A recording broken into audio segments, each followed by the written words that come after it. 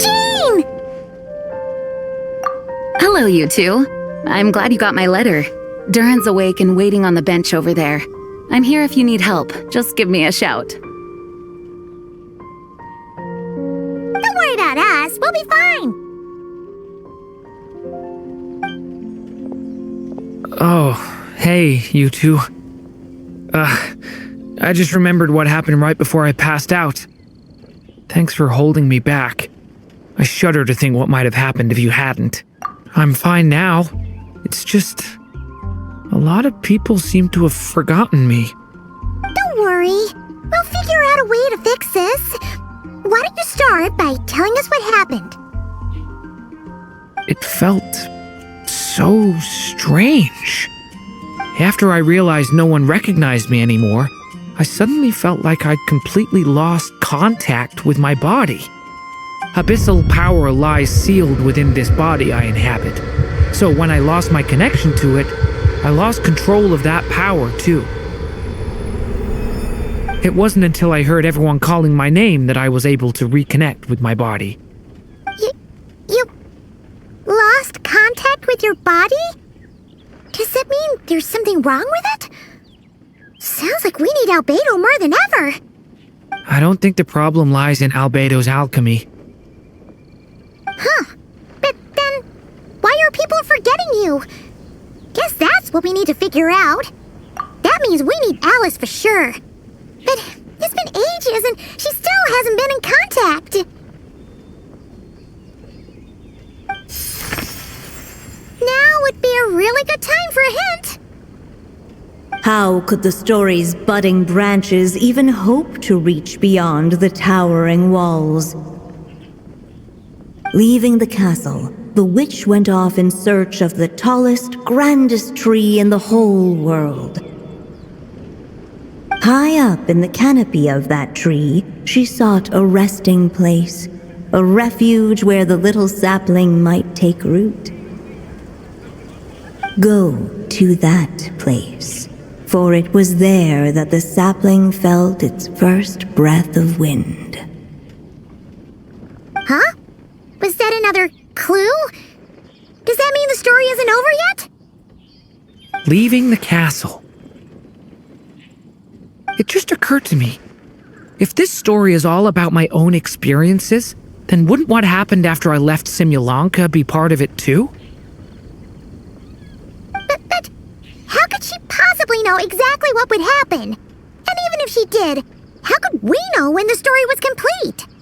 Yeah. Since we can't reach Alice right now, we'll just have to get to the bottom of this ourselves. But first, we gotta figure out where this riddle wants us to go. The tallest, grandest tree in the whole wide world. Huh. The only place that ever gave me that feeling was the one I ended up in right after leaving Simulanka. They had great coffee there too, and so many books you'd never run out of things to read. Think about it. Our search in Mondstadt began in a library, right? Well, Sumeru City's got one of those too, and it's absolutely huge. What do you say? Should we try looking there? Huh. That does kind of make sense. And it's not like Paimon's got a better idea. Alright, let's just give Jean and the others a heads up first. Well, it sounds like you've got a plan, so I won't interfere. All I ask is that you stay safe. Albedo won't be back for some time, and until he is, we can't know for sure how dangerous Durin might be in his current state. I'm so sorry about what happened before. Believe me, I'm not blaming you, and neither is anyone else here. If anything, it's the opposite. We're all just worried about you. Worried? About me? Come with me. I want to show you something. As soon as they heard you were awake, they all hurried over to see how you were doing. You all came to see me? A little birdie told me you're working on finishing a storybook. So maybe all those people losing their memories is just a plot twist waiting to be resolved. Miss Lisa, you always seem to know how to put my mind at ease. Please, everyone, don't worry about me. When I get back, I'll find a way to complete my mother's story, and the one we started, too.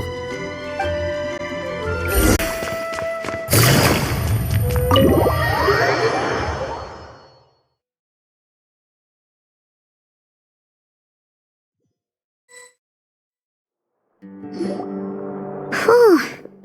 After the library hunt in Mondstadt, it's not as if Paimon was expecting this to be easy. But this... yeah... this is something else.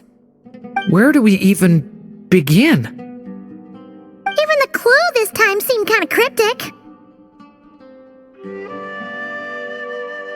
Yeah. Guess the best we can do is stay on the lookout for more weird things going on.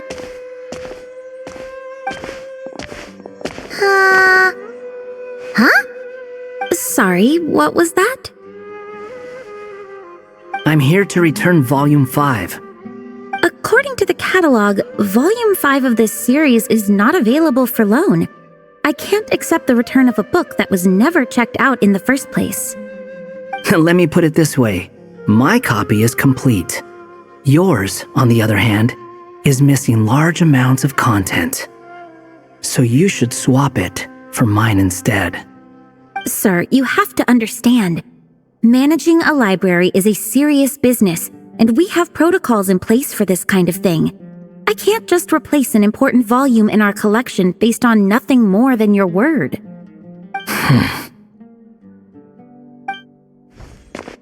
Hey, look what the Wandering Tom dragged in. Oh, it's you. And, what is it you're doing here? I'm a traveling scholar, as you know.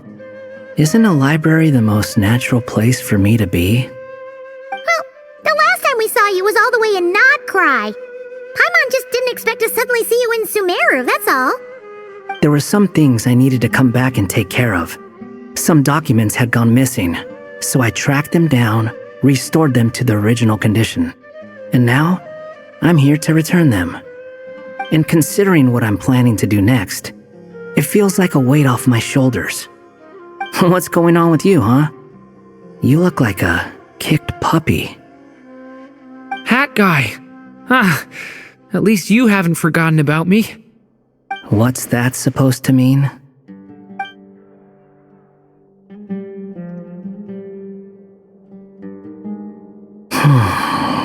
So it's been getting worse.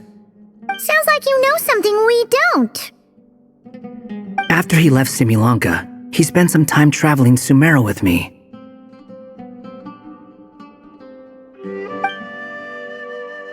I was working on several texts at the time, and I stumbled upon something strange.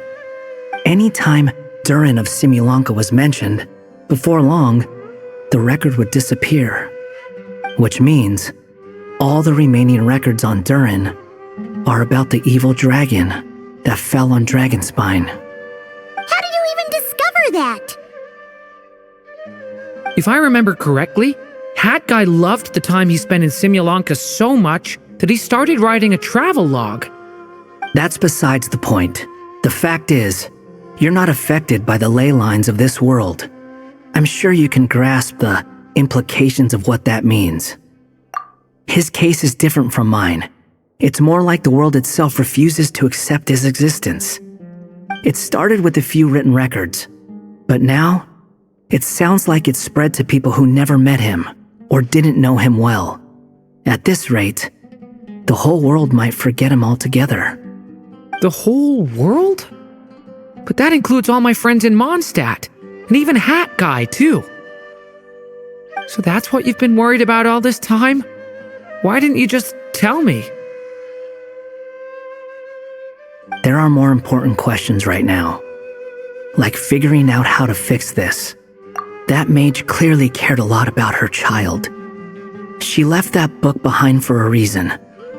If you want answers, isn't that the place to find them? You think that didn't occur to us already? Problem is, we need to find the memory that unlocks the next chapter first. Mind if I take a look? I just want to know what secrets this book is hiding. Besides, I've run into a bit of red tape. So I've got time. Of course. Be my guest.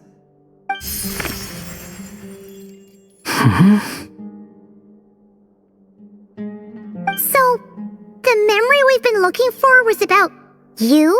All along?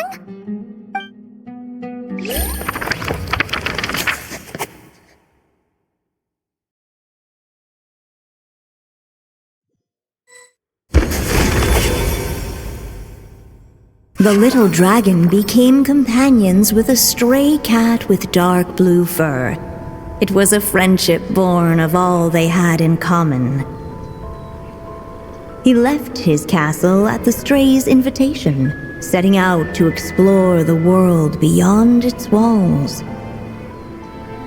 There, he grew fond of the outside world, eager to make friends and share the story of his life. Taken by the dragon's story, the stray tried to write it down. But he soon realized that no matter how he tried, it would always warp into the evil dragon's tale.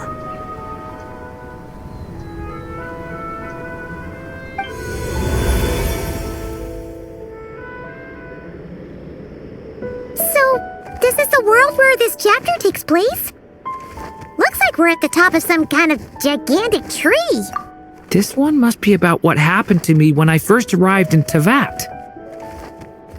No wonder the memory that unlocked it was about Hat Guy. Most of my memories from that period were. Hold on. Anyone want to explain how I ended up looking like this? Maybe you've become a character in the story too. You see me as a stray cat?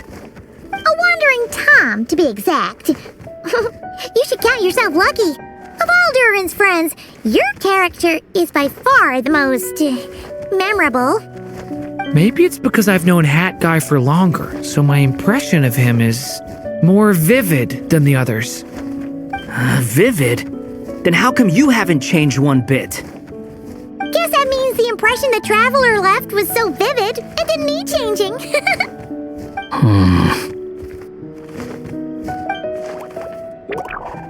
Hello, everyone! Ready for today's adventure? It's the storybook, Durin! Oh. So you're not playing yourself in this one? Does that mean the two of you have even more memorable roles to play? Where are we going today, kitty cat? Whatever. Just follow me. Same as always. Okie dokie! Can we chat along the way? If you have something to say, just say it. Was that seriously how the two of you communicated when you first got here? Yep. Anyway, how do we get ourselves out of here? Usually, the narrator gives hints to help us figure out what to do. Speaking of which, about time we got some of those, don't you think? The story's vines had woven themselves together into a giant tree, the boughs of which a little storyless dragon now paced, homeless among its leaves. He had to find a way to leave this place and set off in search of a home of his own.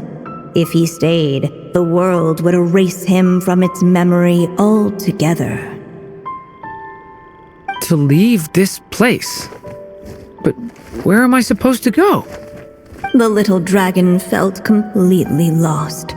Just like the vines, the road ahead branched off into different directions, twisting and turning before disappearing into the mist.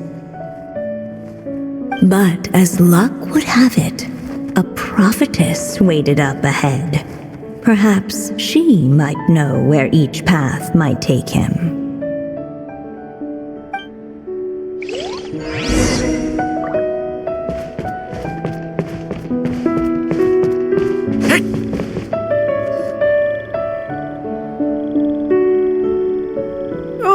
You must be the little lost dragon. It's true. My friends and I are lost. This meeting was no accident. The prophetess was in fact the seer witch, here to present her promised gift. The seer witch? Oh yeah! That's Mona's teacher, right? The old hag? Insolent child. I am the seer witch, your prophetess, not some old hag. Sorry! Now, little lost dragon, I have come to bestow the gift I once promised. A prophecy. A prophecy? Hear me now, for my prophecy is this. One day, the dragon from beyond the castle shall be reborn, and none may avert its coming. The wind took the prophecy and swept it off into the distance, and so the little dragon was shown a path to wander. As far as I remember, once that alchemist from Mondstadt learned about the prophecy, he chose to stand with you against the evil dragon. So, what does any of this have to do with you being forgotten? Oh, wise witch of prophecy! Could we trouble you with another question? As enigmatic as she was elegant, the seer witch spoke no more, for her thoughts had long since returned to the starry firmament above. Just when we actually needed her. The seer witch was my mother's friend, so the prophecy she just gave should turn out to be helpful. Well, it's not like we've got better options. But, if all we need to do is leave this place, which path should we take? Why don't we take a look around?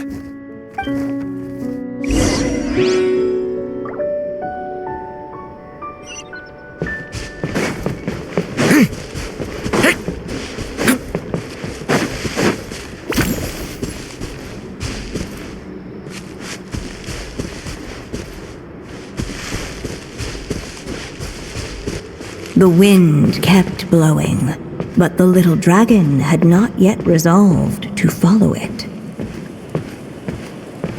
Before him lay a foggy path, and where it might lead he could not tell.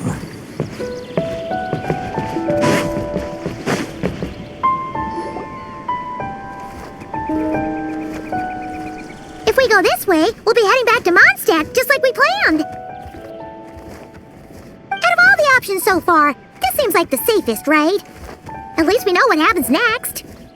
He helps stop the evil dragon from returning, gets a new body, makes a whole bunch of friends, who all just forget about him. But you didn't forget, Hat Guy.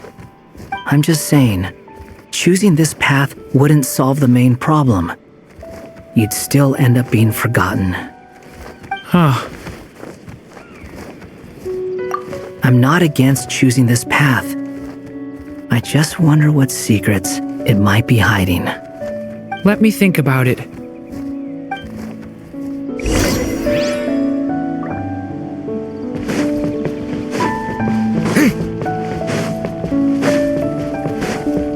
I still think you should keep going, little dragon. If you leave the castle, you can accomplish something amazing and make a bunch of friends along the way. Really? Then let's go! Unable to preserve his story, the little dragon wandered astray. Fortunately for him, a certain prophetess had left behind a prophecy to guide him. The wind took the prophecy and swept it off into the distance, and so the little dragon was shown a path to wander. Following the wind's guidance, the little dragon made his escape. In turn, the prophetess affirmed the little dragon's choice, leaving an extra secret as her parting gift. Now that you've made up your mind, I shall keep my promise by explaining fate's little trick. Long, long ago, the gods of the high heavens gave the world outside the castle a magic of its own. They called it storytelling. It was a magic of almost unshakable power that governed how people met, grew close, and understood one another. Each person had a story meant for them and them alone, one whose ending was written in the heavens long ago. In truth, your story and the evil dragons are simply two versions of the same tale, and that is something the magic of storytelling cannot abide. Beyond the castle's walls, your story cannot take root, for the evil dragon's tale has done so already.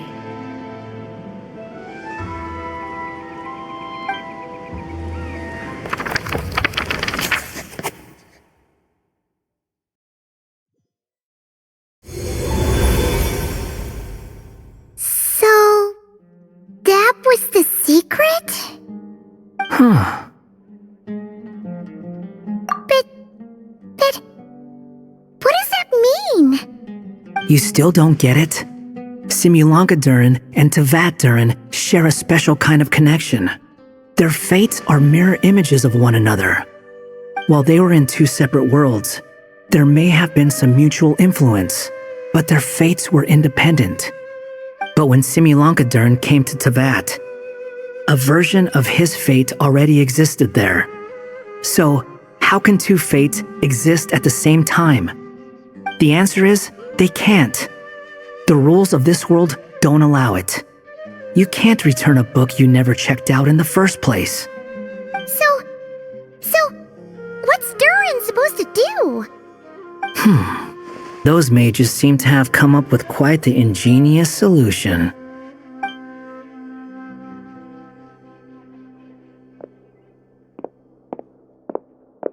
I'm here to make a return. As I said, there's no record of Volume 5 of this series ever being checked out. Then just think of this as Volume 6. Based on what I know, the author was planning on publishing another volume anyway. The catalog does have a slot reserved for Volume 6. So, this is it? Sure, let's go with that. All you need to know is, I'll be the one writing this series from now on. You...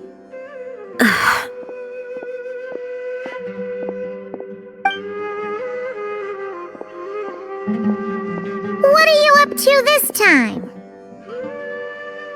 Remember the red tape I mentioned before? Well, I just took care of it. Now, I guess you'll be off to see your alchemist friend? It should be pretty obvious by now. He has the answers you're looking for. Well, we do have a whole bunch of things to confirm with Albedo, that's for sure. But didn't Jean say he'd be gone for quite a while? I'll join you. Just let me know when it's time to go. Hat guy? Don't sound so surprised. I'm part of this story too, aren't I? I'm just playing my role. Well, yeah. But it's not that. I just feel like you want to help, but something's holding you back. When I first realized you were being forgotten by the world, I thought it might be because you spent too much time with me. I even thought cutting our ties might be the only way to fix it. Why would you think that?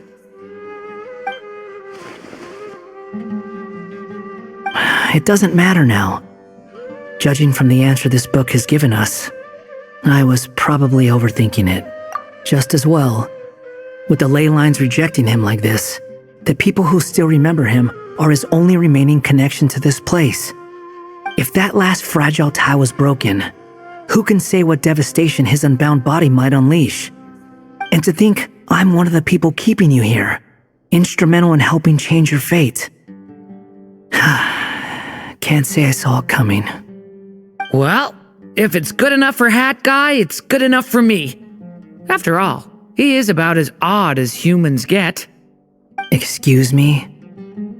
With some people, even if you try asking a simple question, they'll always give you a complicated answer. And the more you ask, the more complicated it gets. Truth is, that guy's just that kind of guy. Whatever. All I needed was a yes or no, so we can quit it with all the back and forth